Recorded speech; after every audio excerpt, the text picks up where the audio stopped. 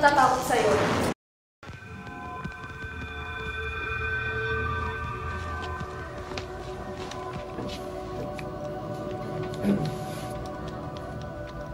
Hello? Nurse?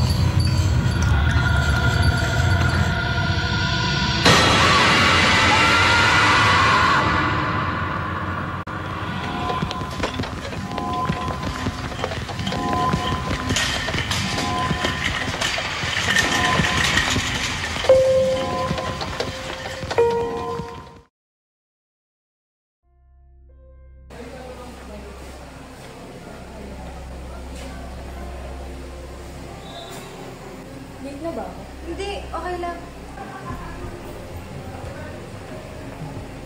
Sunod-sunod lang namamatay ang pasyente, kaya tinatawag na tayong patay hospital.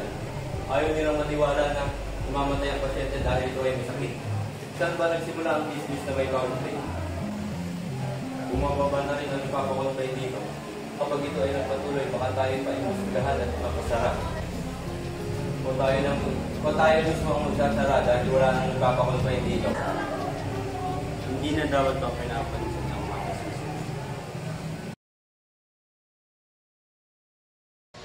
Walang kaibigan si Dr. Carl.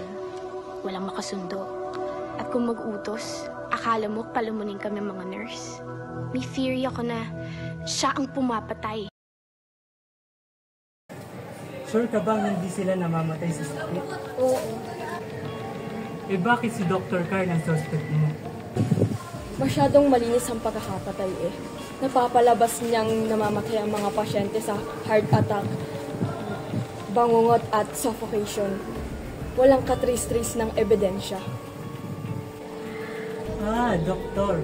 Imbis na nanggagamot, pumapatay. Interesting. Maraming psychotic dyan, mapadoktor man o abogado. Hindi natin alam kung kailan sila mababalik.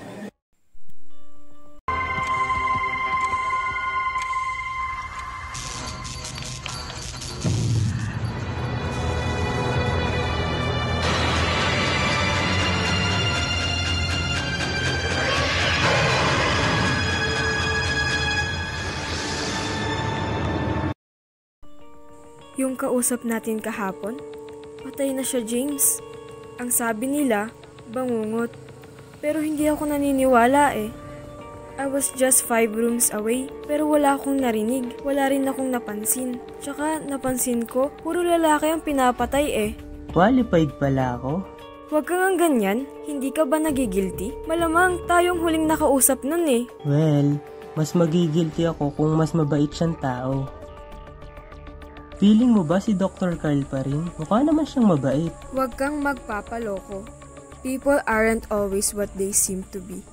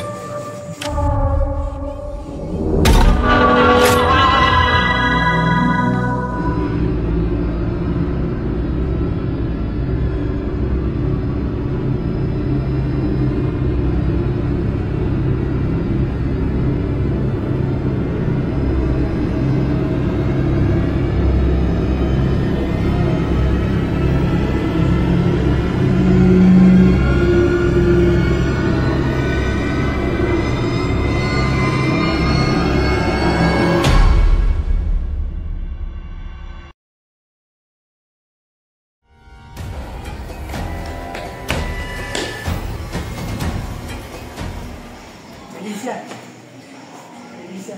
Elisa! Kailangan natin magtago.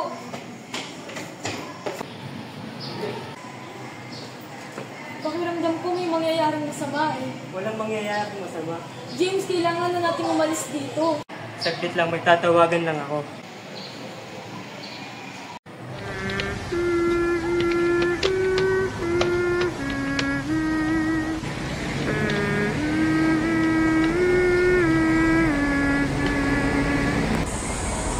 Good night, James.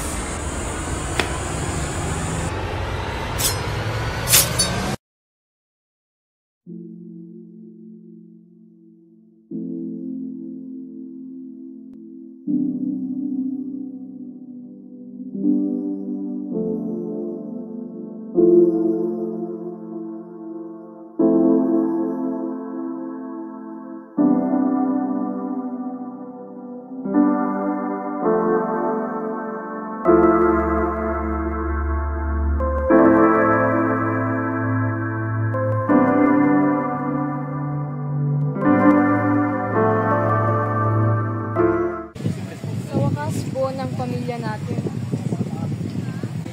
Ate? Ate, bakit? Ano bang ginagawa mo? Hindi mo kami pinapadala ni Kate. Ate, ayoko mawala kayo. Hindi, kinukulong mo kami. Tahan na, ate. Huwag ka nang umiyak. Halika na, kumain na tayo. Elisa,